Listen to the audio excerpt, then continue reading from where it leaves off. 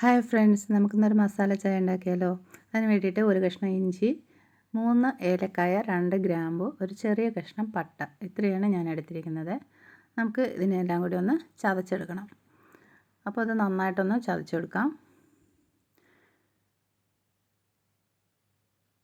ഇതെല്ലാം കൂടി നന്നായിട്ട് ചതച്ചെടുത്തതിന് ശേഷം നമുക്ക് ഒരു ഗ്ലാസ് വെള്ളം തിളപ്പിച്ച് അതിനകത്തോട്ട് വെക്കണം. അപ്പോൾ ഒരു ഗ്ലാസ് വെള്ളം തിളയ്ക്കാൻ വെച്ചിട്ടുണ്ട്. അപ്പോൾ നന്നായിട്ട് വെള്ളം തിളച്ചു. ആ വെള്ളത്തിലോട്ട് നമുക്ക് ഈ ചതച്ച് വെച്ച സാധനങ്ങൾ ഇട്ട് കൊടുക്കാം. ഇത് നന്നായിട്ടൊന്ന് വെട്ടി തിളച്ച് അതിനകത്തോട്ട് ഊറി ഇറങ്ങണം. ഊറി ഇറങ്ങിയതിന് ശേഷം നമുക്ക് ഇതിനകത്തോട്ട് ഇതിപ്പോൾ നന്നായിട്ട് വെട്ടി തിളച്ച് റെഡി ആയിട്ടുണ്ട്. ഇനി നമുക്ക് 1 കപ്പ് പാലൊഴിച്ച് കൊടുക്കാം. ഇത് നന്നായിട്ടൊന്ന് ഇളക്കി യോജിപ്പിച്ചിട്ട് വെട്ടി തിളയ്ക്കാൻ മതിക്കാം. അപ്പോൾ അത് നന്നായിട്ട് വെട്ടി തിളച്ചിട്ടുണ്ട്, എല്ലാം ഊറി ഇറങ്ങിയിട്ടുണ്ട്. ഇനി നമുക്ക് ആവശ്യത്തിന് പഞ്ചസാര ഇട്ട് കൊടുക്കാം.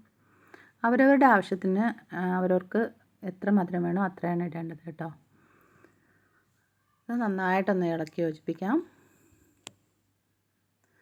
ഒന്നുകൂടി ഒന്ന് വെട്ടി തിളച്ചതിന് ശേഷം നമുക്ക് ഇതിനകത്തോട്ട് ആവശ്യമുള്ള ചായപ്പൊടി ഇട്ട് കൊടുക്കണം.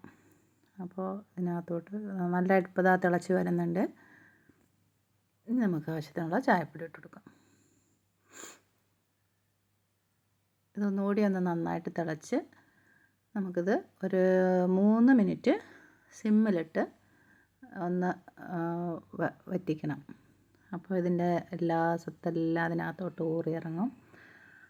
അപ്പോൾ അതിന് വേണ്ടിയിട്ടാണ്. അപ്പോൾ നമ്മുടെ ചായ ഇവിടെ നല്ല പാകത്തിന് എത്തിയിട്ടുണ്ട്. തിളച്ച് നല്ല മണം വരുന്നുണ്ട് കേട്ടോ. ഒക്കെ കൂടി ഇത് റെഡി ആയതിൻ്റെ മണം വരുന്നുണ്ട്. ഇതിന് നമുക്ക് ഇറക്കി വയ്ക്കാം.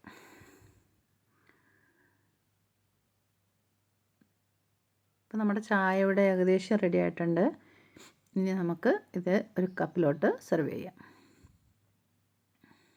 സൂപ്പർ ചായയാണ്, നല്ല മധുരമുണ്ട്, നല്ല ടേസ്റ്റും മണമൊക്കെ ഉണ്ട്. അപ്പോൾ എല്ലാവരും ഒന്ന് ട്രൈ ചെയ്യാം.